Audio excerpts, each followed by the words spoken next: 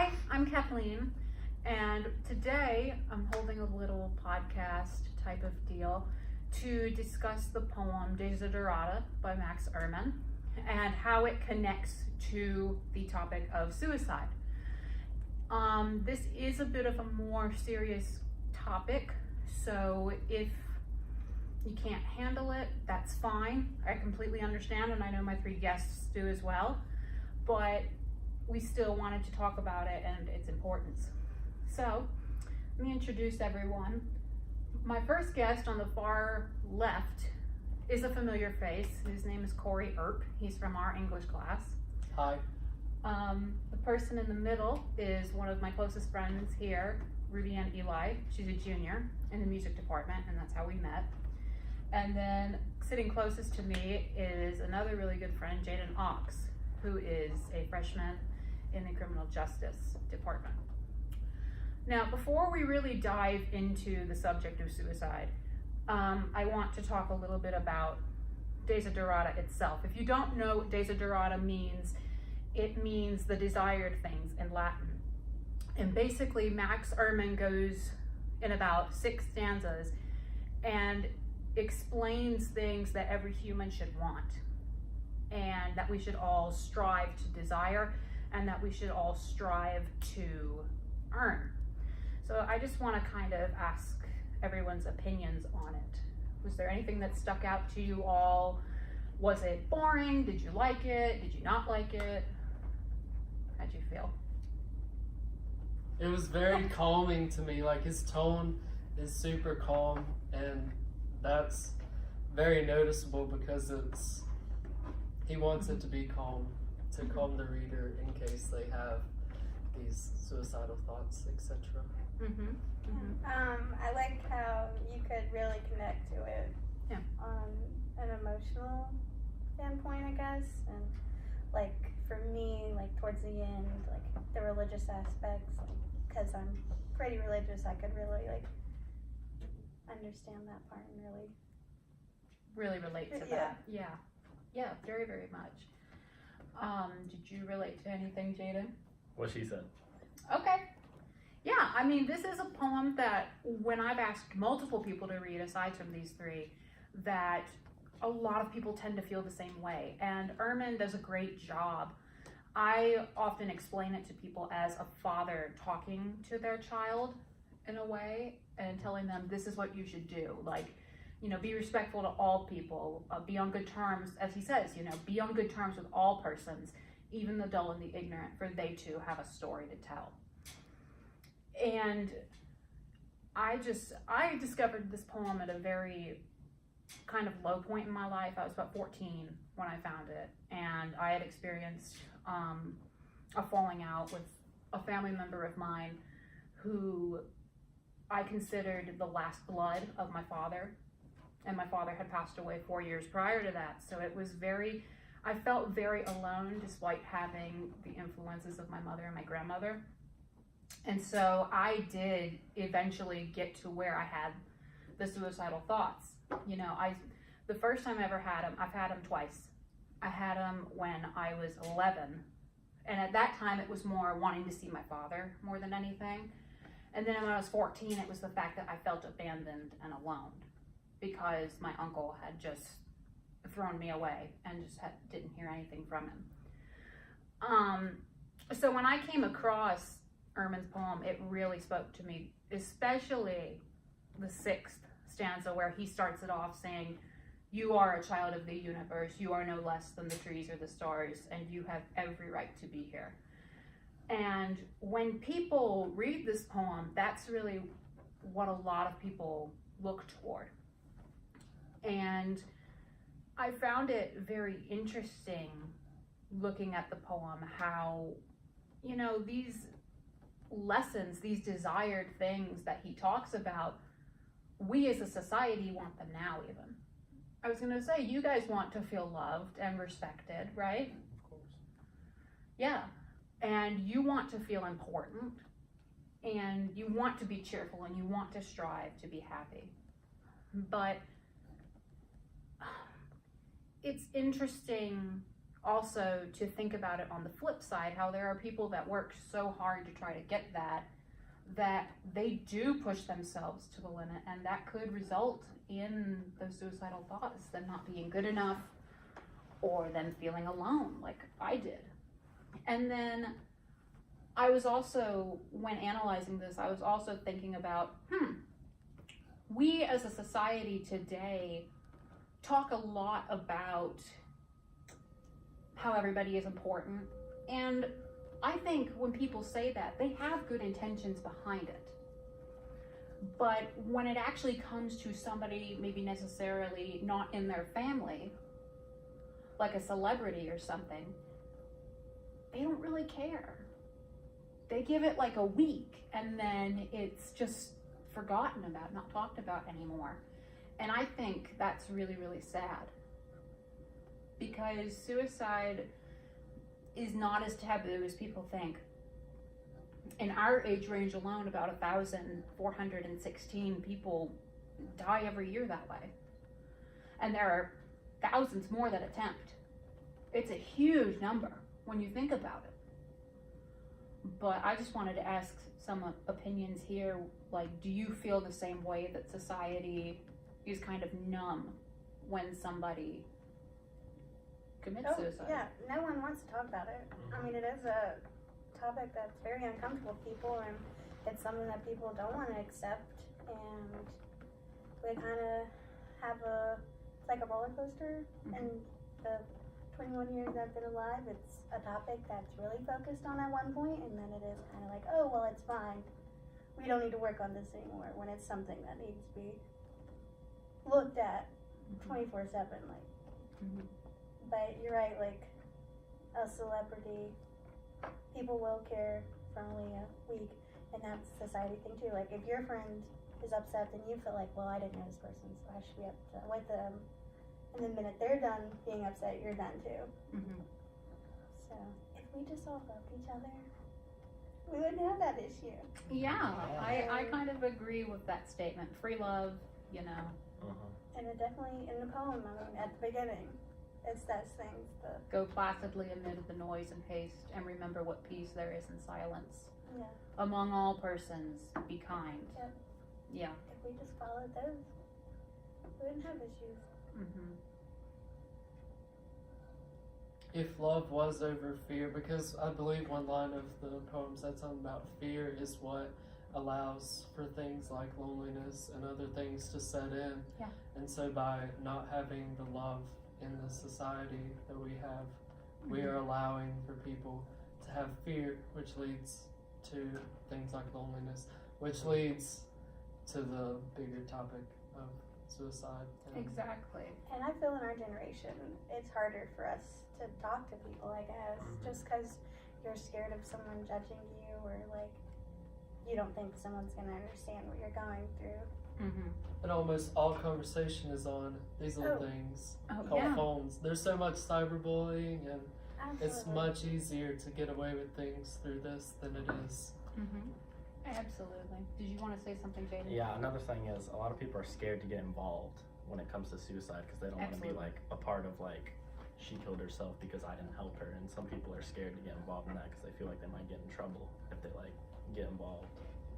Exactly. But that's something that I kind of wonder about too, is like, could you, because like there are Good Samaritan laws that like, if you try to resuscitate somebody that you don't know, and like, or maybe that you do know, and it doesn't work, they are protected under those laws. I kind of wonder if suicide, helping somebody with those thoughts, trying to help someone with those thoughts, or getting them to see somebody who could help them further with those thoughts, I wonder if they would be covered under those laws. Because maybe if people realized that, maybe more people Try and reach out and help.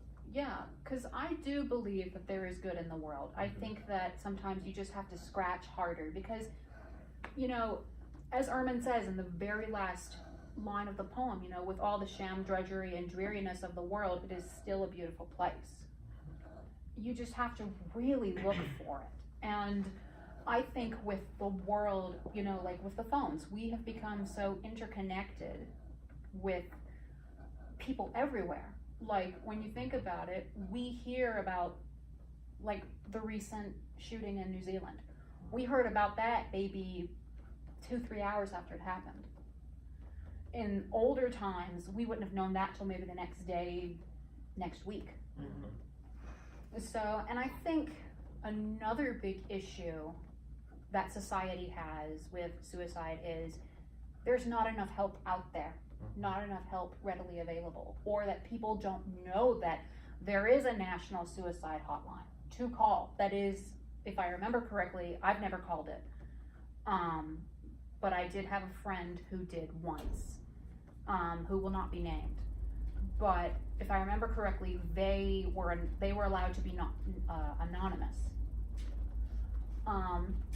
And that person that they talked to on the phone, you know, recommended look into seeing a counselor, you know. And I think another big thing too that society has an issue with is that if you go out there for help, you're seen as weak. You know, that's a big issue I have too, just in general, in everyday life. I don't like to ask questions because I don't like to be seen as weak or not intelligent. And to me, being open with questions, you know, that makes you look stronger in a way. Because you are kind of challenging the societal view of, I'm just gonna stay quiet and try to work it out myself. Because I remember, like, for the longest time, when I was 14, because when I was 11, they caught how I was feeling immediately, because I was in therapy then, just for the grief of my father. But when I was 14, it took my mother, God bless her, she dealt with so much with that. It took her a while longer to notice, because I kept it so hidden, because I didn't want to go see help. And then when she finally figured it out, she didn't force me to go to a therapist. She said, it is your choice. We will go when you want. I'm sorry that you feel this way. However you feel is valid.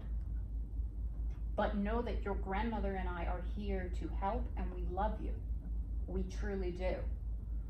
And just by her saying that alone, that pushed me to go get the help that I needed.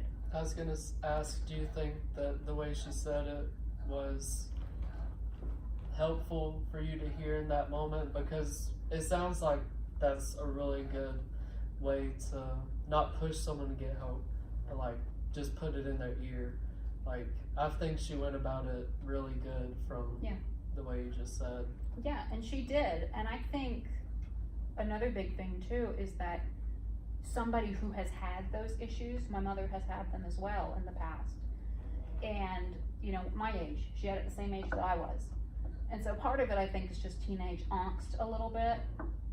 But having those thoughts, she was able to approach it a little bit easier. And I think that's a big issue in society as well, especially because this topic is taboo. People don't really know how to approach it with someone, you know. There may be one person who's like, oh, I don't want to deal with it, so I'm just going to push it away to the back of my mind and not deal with it. And that is one way to do it. But that at the same time doesn't really solve anything, which is sad. But I totally get it, because you don't want to hurt, and you don't want to see that other person hurt, so you just close yourself up. There's the people that are just scared to tell it because they don't want to be judged for feeling that way. Mm-hmm. Yeah, I think a scenario where I'm seeing that is my sister recently has had those thoughts, and I know she didn't want to tell her mom about it just because she didn't want to disappoint her. Mm-hmm. She didn't know why she's feeling that way, but my mom has been through that similar thing as well. And, you know, the minute she did open up and tell us about it, we were able to help her and get her where she needs to be. Yeah. So I think people need to kind of overcome that fear of disappointment and, like, someone not liking them, because it is in your best interest, and it's going to really help you in the long run. I feel like if you close yourself off, it just makes the whole scenario worse, because you're like, you're getting more disappointed in yourself because you don't want to disappoint your family. So Mhm. it kind of like, if you do tell them, it helps you, and if you don't tell them, it just makes the scenario worse. Yeah, and when I was doing the research for my original analysis on this, and just getting some facts together, some numbers together, that's actually one of the biggest reasons people do commit suicide. That was something I really wanted to look into when I first started this whole thing, was why do people do this despite so many members of society and, you know, there being the resources there are? Why do people still do it? Why do people still feel like nobody's listening? And I think it's the hollowness and the numbness that society puts towards it. Like, again, the celebrities. Like, I remember the first celebrity I really remember killing themselves was Robin Williams. Yep. That was the big one I remember, and I think it hit our generation hard because that was the genie in Aladdin. I love that man. And Jumanji. And Yeah, I was Jumanji. like thinking of And Jumanji. Jumanji. See, I remember I didn't him. know he was Genie. You didn't? No. Yeah, he was the Honestly, genie. I I didn't know either of this. Yeah, he was the genie in Aladdin. And I mean, I also knew him from Good Morning Vietnam and Dead Poet Society. I mean, my mom liked those movies, and so I learned to like them too. Mrs. Doubtfire. Mm-hmm. And that's one celebrity that his story has stood the test of time, but for the majority of them, it's forgotten, which Yeah. is sad. And who knows why that happens, but Because, see, I just thought about this. This is so sad because the lead singer of Linkin Park killed himself, and I can't remember what his name is, Chester something. And that's so sad because didn't know that. that shows, again, a bit of a numbness to it. You know, the fact that I saw it on the news and I was like, oh, there goes another one. Same thing with the lead singer of Nirvana, Kurt Cobain, yeah. He killed himself, Although, I think his was a little bit too. more, Psychopath. maybe not, but I think his was talked about more because of the fact that he did it in front of his daughter, too. Yeah, he shot himself in front of his daughter. That poor I girl. think she was 4 when it happened, but I don't remember that. I don't remember. And then that's another thing too, is suicide and how it affects family members. And then how does society deal with the family members that have been exposed to it? It's a chain. It's a whole chain. And it takes that one person standing up and saying, hey, this isn't as taboo as you think it is. It happens a lot more than you think it does. Don't try to sweep it under the rug. It needs to be talked about. And so that's why I've been really trying to step out and say, you know, it's okay. It's not okay. It's not necessarily okay that you're feeling this way, but your feelings are valid, and I am here to help you. I am here to help guide you somewhere, and I love you. And coming from you, since you have experienced this in the past, that should be incentive for them to talk about it, because you've been there before, you've been where they're at, so that should make it easier. So what you're doing is good. Definitely, yeah. Does anybody else have any feelings at all that they want to share? Any final remarks?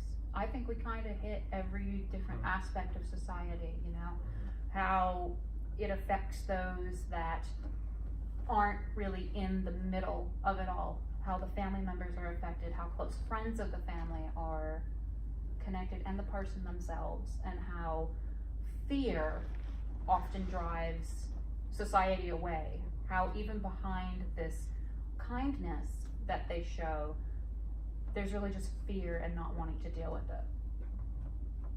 And I think that's super important. And if you do have these feelings, there are ways to get help.